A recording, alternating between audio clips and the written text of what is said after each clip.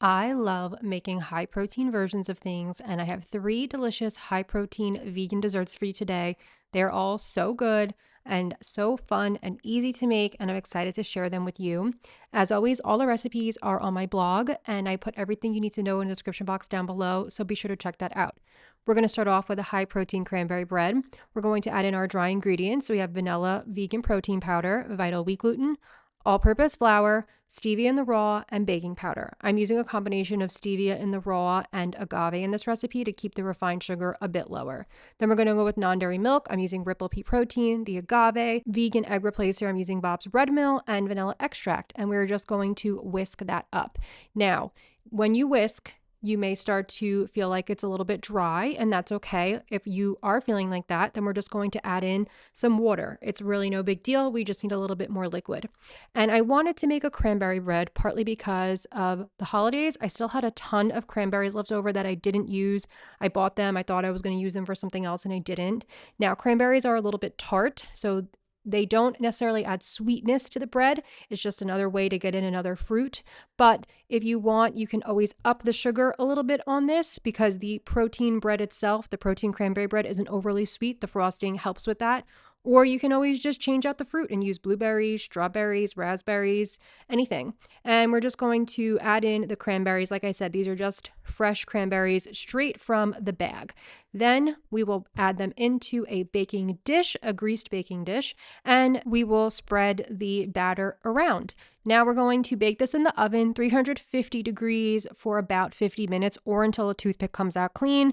I always say everyone's ovens run a little bit differently, so just keep an eye on it. Now we're going to make a super easy protein frosting. So I went in with a little bit of organic powdered sugar, vanilla protein powder, vegan Greek style yogurt, vegan cream cheese, a little water, and vanilla extract. And we're just going to mix this up. For the vanilla protein powder, I'm using the one from Kos. You can use any protein powder that you like that's vegan. I just am partial to pea protein based protein powders. This is the bread when it comes out of the oven. Stick a toothpick in, make sure it comes out clean, and it does. We will then remove it from the pan, just kind of take a knife and go around if you need to loosen it up.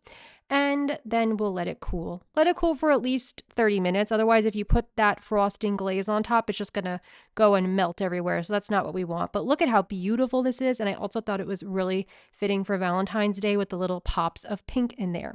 So then we're just going to drizzle that on over top of the cranberry bread. And that's it. I mean, it's so beautiful and it's so delicious. Definitely make sure you make the protein frosting for this because it's adding protein to the recipe, but it also adds lots of flavor and goodness. And for the vegan yogurt, I like to use a Greek style one, either Foragers or I used Cocojune today. And you could use unsweetened or you can use sweetened and vanilla flavored, just your call. To garnish it a little bit, I cut up some cranberries and I cut them in half and I just put them over top. And then that was it. I got to cut into it and it's so good and so delicious. If there's one thing I love, it really is brownies, and I'm so happy that I made a high protein brownie recipe because now I'm going to make these all the time. We're starting out with some aquafaba, which is just the brine from a can of chickpeas. Then I have some medjool dates here that I soaked in a half cup of hot water for about 20 minutes. We're going to add in that water, the dates, and vanilla extract and blend this all up with the aquafaba. If you're using a different vegan egg replacer like a flax egg, a chia egg, or the Bob's Red Mill egg, you can just put it in there as well. We're going to melt some vegan chocolate chips, and then we're going to add in our dry ingredients. So we have all-purpose flour, vital wheat gluten, chocolate protein powder, some baking powder, and a little bit of stevia in the raw. This was the protein powder I was using in this recipe, and we're just going to mix that all up, get it well incorporated. Then we're going to add in the melted vegan chocolate chips. I melted them in the microwave, 30-second intervals. We will add in the blended up date mixture and mix this up. And then again, if this feels too dry, which it will, you need to add in some water. We're going to add in the water, we're going to mix it up, and we're going to make a batter. This will be a fluffier, lighter batter compared to the cake. It will be a little bit softer, more pourable, and just different, but that's okay because it's so delicious. And these were so soft and chewy and So good. So then we're going to transfer these into a small baking dish. This is 7.5 inches by 6 inches, so it is tiny. If you don't have a small one like this, you can always use a loaf pan instead. I'd rather see you do that than try to spread it out in an 8 by 8 and have it be too thin. But you can always try if you want. You're going to bake that at 375 for about 50 minutes. In the meantime, let's make our little frosting. So we're going to go in with vegan Greek style yogurt. Again, I'm using Cocojune, organic powdered sugar, cornstarch, and the chocolate protein powder. And just let this mix and whip up.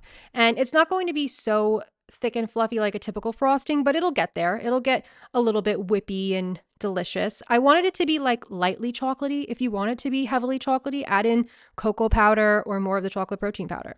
These were the brownies when they were all done. Toothpicks should come out mostly clean. It is okay if a tiny little bit is on there because they're fudgy and rich. We're going to let that cool for about 30 minutes and then add our frosting on. I know it looks super white and light here, but it did have a tinge of beige to it.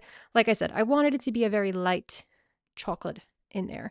And then I topped it off with actually some more of the chocolate protein powder just to make them look fancy, but you can also use cocoa powder if you want, and then cut it into as many pieces as you like. I went for 9, and that is the serving size here. And there we go.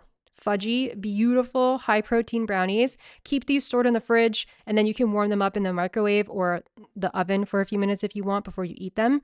But the texture is so good, so delicious. It took me a long time to figure out how to make a super delicious Ninja Creami, but here it is. We're going to start off by blending super firm tofu and Ripple pea protein milk. You can use extra firm tofu if you want. Then just blend it up, get everything nice and smooth. It should just really be a thick liquid. You need your little Ninja Creami cup that it comes with, and we're going to pour that liquid in there. We're going in with vanilla extract, and then we're also going in with some vanilla protein powder, again, the one from Kos, and 2 stevia in the raws. If you want this to be very sweet, you can add in more stevia in the raw, more sugar, a little agave. It's lightly sweet right now. I didn't make this overly sweet, so if you like things a lot sweeter, add in more sugar. And then I'm also going to add in banana. The banana and the tofu help make it really creamy. Freeze overnight, and it's going to look like this. And then we just have to put it in the little machine and get everything going. If you don't have a Ninja Creami, you can always do something like this in a blender with already frozen bananas and just kind of blend it all together.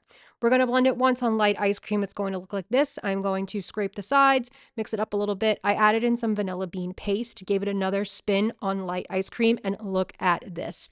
Gorgeous, soft, creamy, and so good. The combination of the bananas and the tofu work really well here. I know that sounds so weird. And then top it with whatever you want. I did some blueberries. I chopped up some of the protein brownies and put them in there and did a little PB2 drizzle, and ooh, was this good. And you can have this for breakfast, lunch, dessert, dinner, whenever you want. And if you want to add in other flavors, I'll have ideas for you in the blog post. And there we go. 3 delicious, high protein, vegan dessert recipes to help you out. I hope you all enjoyed these. If you try them, let me know. Let me know how it goes. You know, I love to hear back. Thank you so much for watching. Thank you so much for being here. And I'll see you soon with more recipes. Bye.